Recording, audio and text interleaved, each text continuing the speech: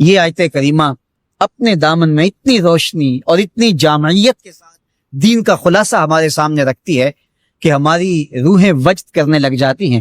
تو ارشاد فرمایا بے شک اللہ حکم دیتا ہے عدل کا، احسان کا اور قرابت داروں کے ساتھ حسن سلوک کا، اور منع کرتا ہے بے حیائی سے، منکرات سے اور سرکشی اور تمرد سے۔ اور یہ اس لیے فرما رہا ہے کہ تم نصیحت پکڑو تاکہ تمہارے سینے ہدایت کے نور سے روشن ہوں اور منور ہوں۔ حضرت حسن بصری رضی اللہ تعالی عنہ فرماتے ہیں کہ اس آیت کریمہ میں اللہ نے کسی بھی امر خیر کو چھوڑا نہیں ہے، ساری خیر اس کا خلاصہ بطور حکم ہمیں ارشاد فرما دیا، اور پھر فرمایا کہ اللہ تعالیٰ جل شانہ نے کسی برائی کو نہیں چھوڑا جس سے ہمیں منع نہ کر دیا ہو۔ ابن عاشور نے لکھا ہے کہ جتنے بھی مفاسد ہیں، جتنے بھی گناہ ہیں، ان گناہ کی جڑ یہ تین چیزیں ہیں: بے حیائی، منکر اور بغی۔ اور ان تین چیزوں سے منع کر کے گویا سارا راستہ بند کر دیا گیا گناہ کا اور برائی کا، اور تین چیزوں کا حکم دے کر کے خیر کے سارے راستے کھول دیے گئے۔ تو اسی ایک آیت کریمہ پہ اگر عمل نصیب ہو جائے تو پورے دین کی لطافتیں اور برکتیں نصیب ہونا شروع ہو جائیں۔ تو تین چیزوں کا حکم دیا کرنے کا، ان اللہ یامر بالعدل، بے شک اللہ عدل کا حکم دیتا ہے، انصاف کا حکم دیتا ہے۔ اگر تم نجات پانا چاہتے، غصے کے اندر بھی اور سرشاری کے اندر بھی، تمہیں عدل سے، انصاف سے کام لینا پڑے گا۔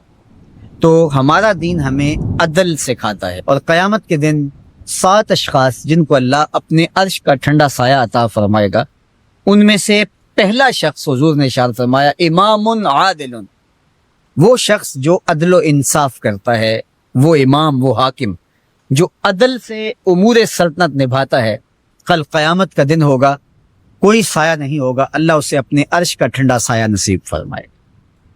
روایت میں آتا ہے کہ قیامت کے دن جو بادشاہ ہوں گے، حکمران ہوں گے، ان کے ہاتھوں میں ہتھ کڑیاں ہوں گی، اور ان کو یوں میدان حشر میں لایا جائے گا۔ اگر انہوں نے عدل کیا ہوگا تو وہ ہاتھ کڑیاں ٹوٹ جائیں گی اور انہیں جنت بھیج دیا جائے گا، اور اگر انہوں نے عدل و انصاف نہیں کیا ہوگا تو ان ہتھکڑیوں کے ساتھ ان کو جہنم میں دھکیل دیا جائے گا۔ ہمیں عدل کرنے کی تلقین کی گئی، ملکوں کے اندر طمانینت، سکون اور قرار عدل کے ذریعے۔ ایک عربی کا مقولہ ہے الملک یدوم بالکفر ولا یدوم بالظلم، ملک کفر کے ساتھ تو قائم رہ سکتے ہیں لیکن ظلم کے ساتھ قائم نہیں رہتے۔ علماء نے عدل کے حوالے سے یہ بات بھی لکھی ہے کہ اس کا مطلب اللہ نے ہمارے اوپر جو بھی فریضہ عائد کیا ہے اس کو پورا کرنا، یہ عدل کہلاتا ہے۔ لوگوں کی امانات کو ادا کرنا، یہ عدل کہلاتا ہے۔ ظلم کو ترک کرنا اور انصاف کا بول بالا، یہ عدل کہلاتا ہے۔ اس عدل سے مراد صاحب حق کو حق دینا ہے، جس کا جو حق ہے اس کو دینا، یہ عدل کہلاتا ہے۔ اللہ جو ہمیں عدل کا حکم دیتا ہے، اس کا مطلب ہے ہمارے ذمے جس کا حق ہے، ہمارے باپ کا ہے، ہماری اولاد کا ہے، ہماری ازواج کا ہے، ہمارے اہل خانہ کا ہے، ہمارے ہمسایوں کا ہے، دوستوں کا ہے، جس کا بھی حق ہمارے ذمے ہے، بلکہ فرمایا کہ تیرے نفس کا تیرے اوپر حق ہے۔ حدیث طویل ہے کہ حضور علیہ الصلوۃ والسلام نے فرمایا ان لربک علیک حقا، تیرے رب کا تیرے اوپر حق ہے، ولنفسک علیک حقا، اور تیرے نفس کا تیرے اوپر حق ہے، ولأہلک علیک حقا، اور تیرے اہل کا تیرے اوپر حق ہے، اور ایک حدیث کے لفظ ہے ولزوجک علیک حقا، اور تیری بیوی کا تیرے اوپر حق ہے، فاتح کل ذی حق حقا، ہر صاحب حق کو تو نے حق ادا کرنا ہوگا۔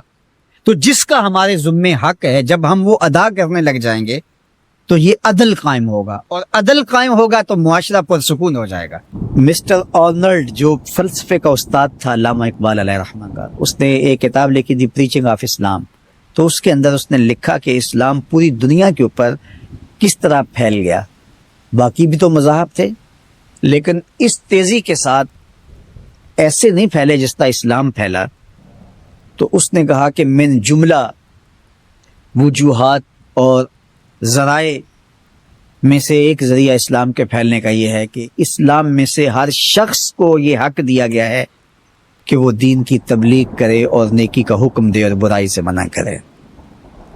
باقی مذاہب میں ایسا نہیں ہے، میرے حضور نے خطبہ حجۃ الوداع کے موقع پر 1,44,000 صحابہ سے مخاطبت کرتے ہوئے فرمایا فَلْيُبَلِّغِ الشَّاهِدُ الْغَائِبَ، جو موقع پہ موجود نہیں ہیں تم سب کی ذمہ داری ہے ان تک میرا پیغام پہنچا دو.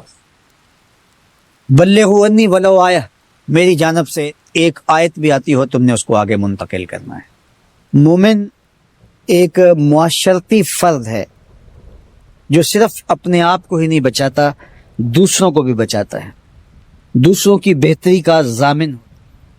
من رعا منکم منکرا فلیغیرہ بیدہ فإن لم یستطع فبلسانہ فإن لم یستطع فبقلبہ وذلک اضعف الایمان. فرمایا تم میں سے اگر کوئی شخص برائی ہوتے دیکھے تو ہاتھ سے منع کرے، اور اگر ہاتھ سے منع نہیں کر سکتا تو زبان سے روکے، اگر زبان سے بھی نہیں روک سکتا تو دل سے برا جانے.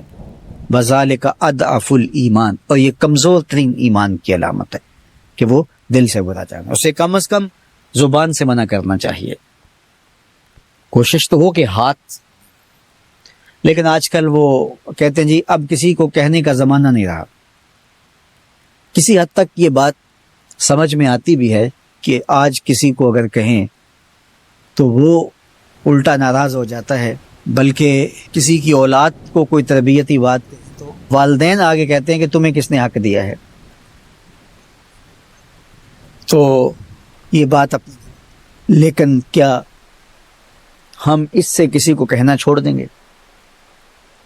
طریقہ کار خوبصورت ایسا رکھیں کہ جو حالات کا متقاضی ہو کہنا نہ چھوڑے.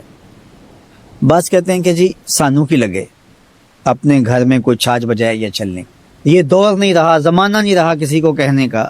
اگر اس فلسفے کو تسلیم کر لیا جائے اور یہ طے کر لیا جائے کہ ٹھیک ہے، تو پھر برائی سے منع کون کرے گا اور نیکی کا حکم کون دے گا؟ جبکہ اس امت کی ذمہ داریوں میں یہ شامل ہے کنتم خیر امت اخرجت للناس تامرون بالمعروف وتنہون عن المنکر. تم بہتر امت ہو. کیوں؟ اس لیے کہ تم لوگوں کو نیکی کا حکم دیتے ہو، برائی سے منع کرتے ہو. یہ اس امت کی ڈیوٹی ہے، ذمہ داری ہے اس امت کی. یہ امت سوچنے لگی ہے کہ جی یہ دور نہیں رہا.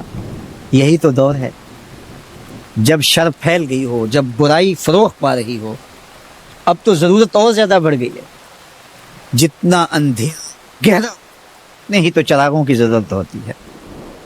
اور ہم یہ فلسفہ تراش کے اپنے نفس کو مطمئن کر لیا کہ یہ دور نہیں رہا کسی کو کہنے کا. حضور نے مثال بیان فرمائی کہ کشتی میں سارے لوگ قابض ہو کے اپنی جگہ کو طے کر کے بیٹھ جاتے ہیں اور سفر شروع ہو جاتا ہے، اور ایک شخص اپنے ہی حصے کی جگہ میں سوراخ کرنا شروع کر دیتا ہے، اور باقی اگر اس کا ہاتھ نہیں پکڑتے، اس کو روکتے نہیں ہیں اور کہتے ہیں ٹھیک ہے وہ اپنی جگہ پر اپنے گھر چھاج بجائے چلنی، ہمیں کیا لگے. تو تھوڑی دیر کے بعد کشتی ڈوبے گی تو یہ بھی سلامت نہیں رہ پائیں گے.